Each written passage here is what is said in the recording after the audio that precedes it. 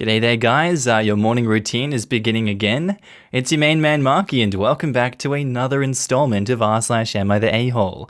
Now if you love today's bloody good content, sit back, relax, chuck a prawn to the Barbie, smack like on this video, and get ready for some good content. Let's go. Posted by user BaconPizza683673. Titled, Would I be the a-hole if I didn't pay for my daughter's college tuition?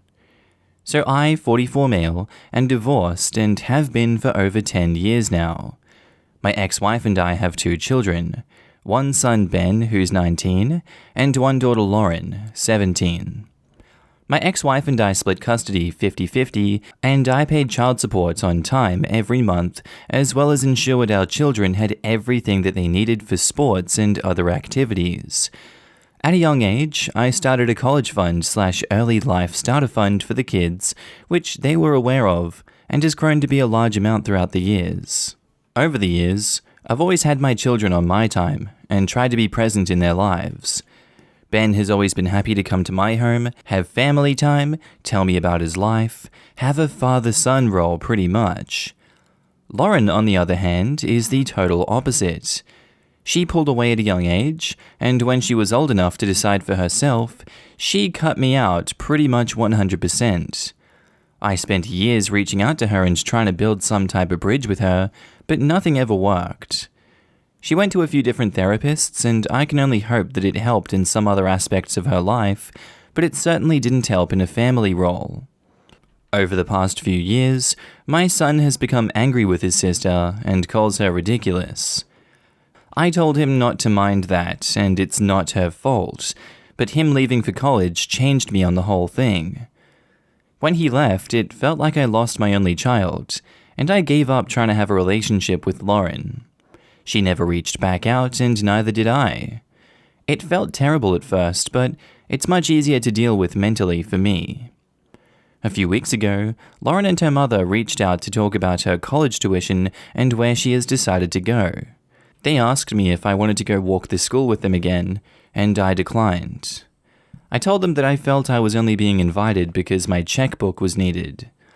I informed my ex and Lauren that I will not be paying for college or any of her expenses after her 18th birthday, which is in June, and that I was going to use the money elsewhere. My ex blew up at me, my daughter didn't say anything, and when they told my son, he called to tell me that he thought I was right and Lauren was to blame. I wasn't a fan, they told him to begin with. However, now there's a rift between the 3 of them. Should I just let this whole thing go and pay for her education? Would I be the a-hole if I stuck to my decision? I think so, yeah, because as bad as being cut off by your daughter is, this wasn't done out of spite, it seems. She doesn't like you. And that's not coming from hate or any particular event. Yeah, it hurts to be cut off from your daughter like that. But you set up that account early to put your kids in an advantageous spot so they don't have to rely on student loans for their education. Why take that away now? You're just doing more harm than good. Her relationship with you shouldn't come with the strings attached of her entire college fund. At that point, you're just paying for a service, and that service being her attention. That's not an equal playing field, and I would bet that she would just resent you more for that. If you continue to withhold the money, then yeah, you're the a-hole. Now in the comments, info. Why did she cut you out of her life? Do you really not know? Is she really to blame for cutting you off? And OP replies, when my ex and I divorced, my ex stayed in our home where her friends and grandparents were close by. She's always told me that's why she never wants to visit. I can believe that from a 13 to 17-year-old, but when she was 8, I find it hard to believe. I'm sorry, but this story reeks of favoritism and hurt feelings. She's in therapy. Why? My guess is that she's upset that the 2 of you got divorced and she blames you. I obviously don't know this. I'm sorry. But kids don't just cut out their parents for some bogus reason like that. At some point, they are going to have a relationship with you. I just don't buy that prioritizing her friendships and grandparents is a reason that she pretty much never sees you and doesn't want to see you in the future. Nope. I'm going to try my best to summarize what's going on here because there's an entire second story that was not mentioned in OP's post. Or I guess more so just more information that was left out. So basically, when OP and their ex divorced, the ex kept their house, which was close to friends and family. OP moved across town 25 minutes away. He says that his daughter pulled away after he moved because she wants to spend time with friends and family more. He couldn't force her to spend time with him against her wishes, that's why he wanted her to go to therapy. Previous to all of this, ex-wife's sister was having an affair. He found out the ex was covering for her sister's whereabouts and why, and OP told her husband. The ex divorced OP because he exposed the sister as a cheater to her husband, and OP's ex says that OP ruined their relationship. The sister cheated because she wanted to explore part of herself, which OP says was a lame excuse. The ex-wife's entire family blames everything on OP. That same family also came forward and pressured him to not tell the husband. Some people told OP in the comments that it wasn't his business, but he says it was. OP believes the husband to be a good person and believes it was the right thing to do. He goes on to say, don't have an affair, that's never okay. Anyway, I'm going to read out 2 more comments. Bish Kebab says, you're the a-hole. You've already paid for your son's college, thus setting the reasonable expectation that you would be contributing. If your contribution is conditional, that should be communicated before it's revoked. You've had years to discuss this with your ex and daughter, but instead, you waited until they were actively looking at schools to tell them that you had withdrawn support.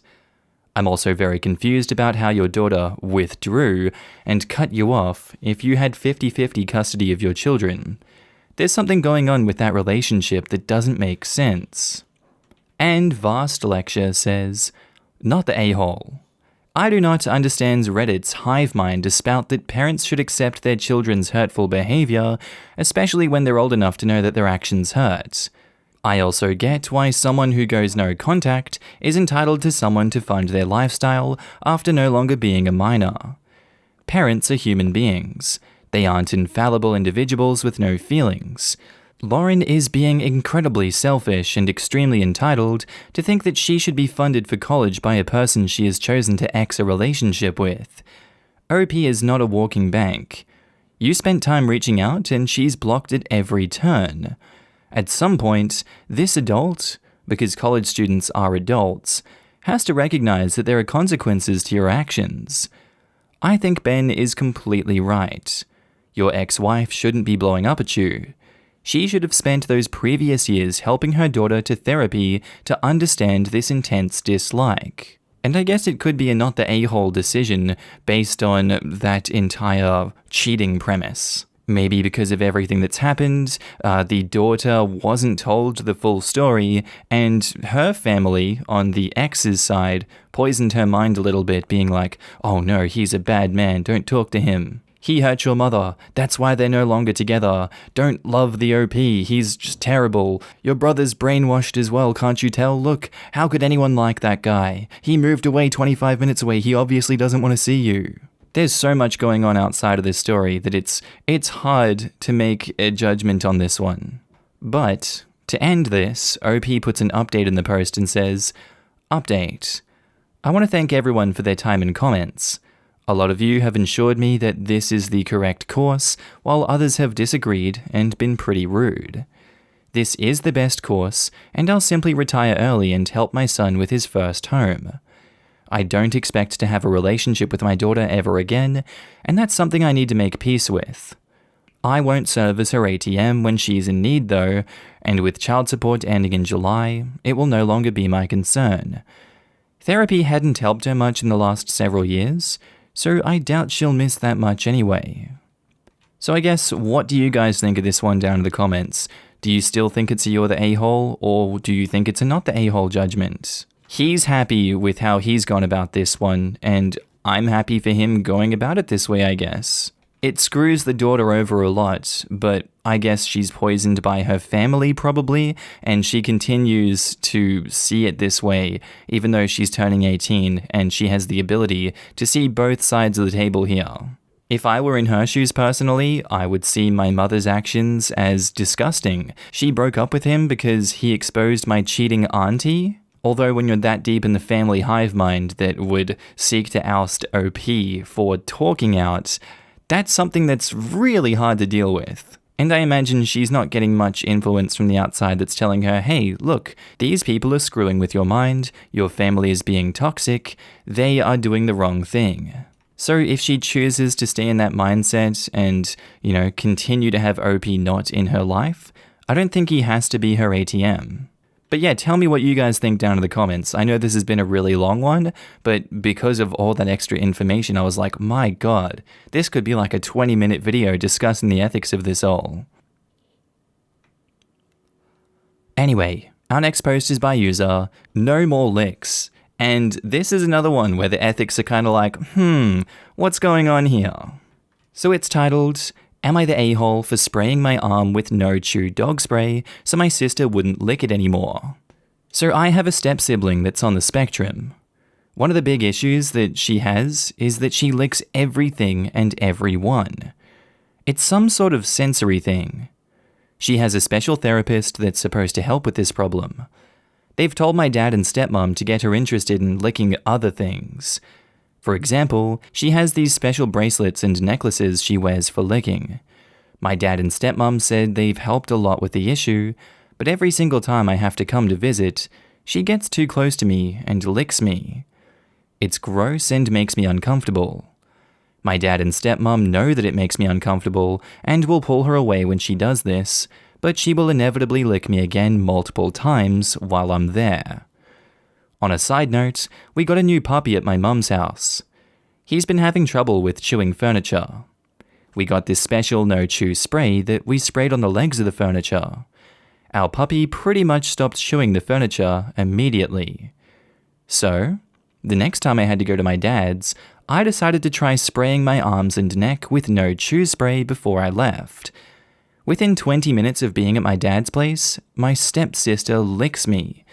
This time though, she pulls away fast, makes this face, and starts freaking out. Anyway, my dad and stepmom got mad at me about it. They say what I did was mean and demeaning, but their stuff wasn't working at all and didn't make any difference when I was there. The spray did work though because she didn't try to lick me or get too much into my personal space again till days later. After she tried to lick me again, my dad said I better not use the spray again. I said if they got her to stop licking me, the spray wouldn't bother her. Then he said that he would take me straight back home if it happened again. I said that I just wouldn't come back over there anymore. I didn't talk to him or anyone else for the rest of the trip. Since I've gotten home, he called me a few times and I've ignored all the calls. I've listened to a few voicemails that he's left though. They're basically all saying the same thing, that this isn't how I'm supposed to treat family, and I need to make exceptions and be understanding of my stepsister. Honestly, I'm personally fine with what OP is doing here if the spray isn't toxic or harmful to the step-sibling. I'm not comfortable with people licking me, and why should I have to accept that behavior just to keep, these parents happy, and her happy? If her therapy and other methods of dealing with the licking aren't working, then don't blame me for finding creative ways that deal with the problem. Yes, it upsets her when she licks something that doesn't agree with her. That's the premise of this prevention method. It stops her doing it again in the future. It doesn't harm her, and it keeps her away from OP. Super simple stuff. If the parents don't want OP to visit anymore because of that, then fine. They're the ones that didn't offer a reasonable solution to a huge privacy issue that their child is demonstrating. That's an unfortunate consequence, and I would wish them the best in approaching this one in the future. As it stands though, I'm voting not the a-hole. Now in the comments, Slydog4100 says, not the a-hole. You're allowed to not be licked. It would seem your stepsister is more capable of correcting her own behavior than her parents are expecting her if your no-chew spray method worked for a few days. Their behavior needs correcting too, and removing yourself from a situation that makes you uncomfortable seems to make a lot of sense here. Keeping one family member comfortable at the expense of another isn't what families are supposed to do either. I was going to say this. Sounds like it isn't an uncontrollable behavior, since the taste deterrent of the spray immediately worked better than everything they and the therapist have done. Exactly. They are most likely babying her and forcing others to deal with her issues and habits because she can't help it, when OP just proved all it took was a consequence for her own action for her to make the cognitive connection that licking equals gross. She's obviously aware of cause and reaction, which means she's not as helpless as it seems the parents think she is. While I'm not encouraging using dog deterrent sprays for other people with kids who lick things, if it works, it works. As long as you're not making them chug a bottle of the stuff every time they lick something or someone. I'm agreeing with this. I'm a parent of a special needs kid, and one attitude I saw a lot of when going to events with other parents of special needs kids is, well, he or she is special. He or she just does that. People are just going to have to understand. I wonder how many times I unwittingly did that myself while my child was growing up. A lady who volunteered at my son's horse therapy program told me something that stuck with me growing up. It's not a special world they're going into. What's going to happen if the parents are not around anymore and you have a 30-year-old woman who runs around licking people? How many strangers are going to be understanding because she's special? Sounds like it would benefit her if everyone in the household sprayed their arms. Not the a-hole, this is actually a pretty clever solution. And OP says, they said what I did was mean and demeaning. You know what else is demeaning? Having people effing lick you like a dog, and to be expected to just tolerate it. Especially during a respiratory viral pandemic. Ugh. I think it's also demeaning of her dad to treat the stepsister like she can't learn proper behavior. Just because she's on the spectrum doesn't mean she's not smart, and they're doing her a huge disservice by not trying to teach her. Obviously, whatever current methods they're using aren't working, and trying to force everyone else to just live with it is not the right answer. This girl's parents aren't going to be there forever, so then what? Not the a-hole. Other people's rights end at your body. So, what do you guys think of that one? Tell me down in the comments what you would do in this situation or how you feel about it. Posted by user Throw titled, Am I the a-hole for calling out a secretary and threatening to report her to her manager after she revealed health information? So I got a needle stick injury at work. I'm a healthcare worker, and my family doctor filled out a lab requisition for baseline blood work to be done. One of the tests is HIV. I went to an external lab to get it done because my family MD office is closed. It's a typical diagnostics lab. In the waiting area, there are 5 other people sitting down. I go to the secretary and hand her the required forms. She takes them, checks me in, and I sit down. After 10 minutes, she calls me back, calling out my first name and says, Ma'am, there's an issue with the HIV test form. Everybody in the waiting area heard and gave me looks. I go up to her, very angry. I told her you cannot just announce people's personal health information like that. She says, oh, it's okay. You're getting tested just because of a workplace injury. I told her that's fine, but other people don't know that.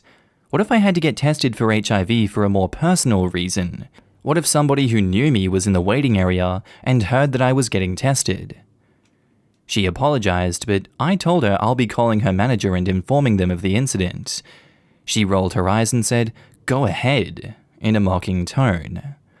I told my husband what happened, and he said maybe I should cut her some slack. But I told him revealing personal health information is a huge violation. It's something that was drilled into me as a healthcare worker. I am appalled that the secretary was so blasé about it. I don't care if she gets reprimanded or loses her job. This is not something to mess around with. Am I the a-hole? I don't understand why your husband doesn't understand why this isn't a more serious issue. Why is he wanting to cut her some slack for this one? Like, imagine if we put him in the same situation and she calls out to the waiting room, "Hey mate, your erectile dysfunction tests are coming back a bit wonky. Gonna need you to come sort out an issue over here real quick." He wouldn't be too happy with that information being shared to high heaven either, now would he? Either he didn't really care for his own wife's day, or was just waiting for her to get over with it so he could move on with watching the footy or something. Or maybe he just slipped up and didn't realize how serious letting that information out could be. Like, I want to give that husband the benefit of the doubt here for questioning OP because, as the saying goes, what can be attributed to malice can just as easily be attributed to ignorance. And I know I don't always give everyone that excuse here in Am I the A-hole, but I will this time because it's fun. I'm changing it up, you know? So yeah, I'm on OP's side here. Definitely report her for that. If she's so blasé about this and doesn't care, then she doesn't deserve to have that job. That's a serious security threat for patients in there. Now in the comments, I don't know what to write here 21 says, not the a-hole. That's a HIPAA violation if in the US. She can and should be fired for this. Keeping health things private is very important. Absolutely. She should be fired if she can't keep her trap shut about confidential information. Is the next person going to hear, announce to the entire waiting room, "Hey lady, your pregnancy test isn't covered." Oh god, imagine. Not the a-hole. I had a similar situation to that, and it made me question whether I should report it. My place of employment provides us with flu shot clinics once a year that's covered by our benefits. We have to fill out a form and there's some questions at the bottom about our health, including whether I'm pregnant and or breastfeeding.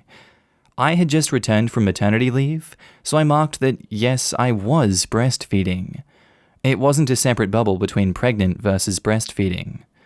At the time, I was living in California, and there are rules about giving vaccines to people who are pregnant or breastfeeding because of certain additives or preservatives. So I'm just about to go get the needle in the arm, and the nurse exclaims that she can't give me the shot. I'm also surrounded by like a dozen co-workers also getting shots. What if I were very early pregnant? That seems problematic that she basically just told a bunch of my co-workers. Did she say that she couldn't give you the shot because you're pregnant? Either way, should have pulled you aside, I'm just curious. Well, she exclaimed loudly in a small/medium room without dividers or privacy curtains that she couldn't give me the shot because of my answer. We all had the same paperwork, so people could assume and deduce fairly easily since it was the only question on there that would have disqualified. JCatBat says, not the a-hole. I'm admin staff in a healthcare setting, and we know better than that. Don't just threaten, actually call the manager, and if they don't do anything, escalate and escalate until someone does. And OP says, it's weekend, so lab supervisor is gone. I'm on hold with the lab company customer services. So yeah, that's where I'm gonna leave this one. OP is dealing with it. And would you guys deal with it in the same way? Keep in mind, everyone said that this didn't happen in the US. I know there's a lot of HIPAA stuff being thrown around. Maybe they don't have HIPAA laws wherever OP is coming from. But I don't think they specified which country it was. So definitely leave your thoughts down in the comments below. I'd love to know what you would do in this situation.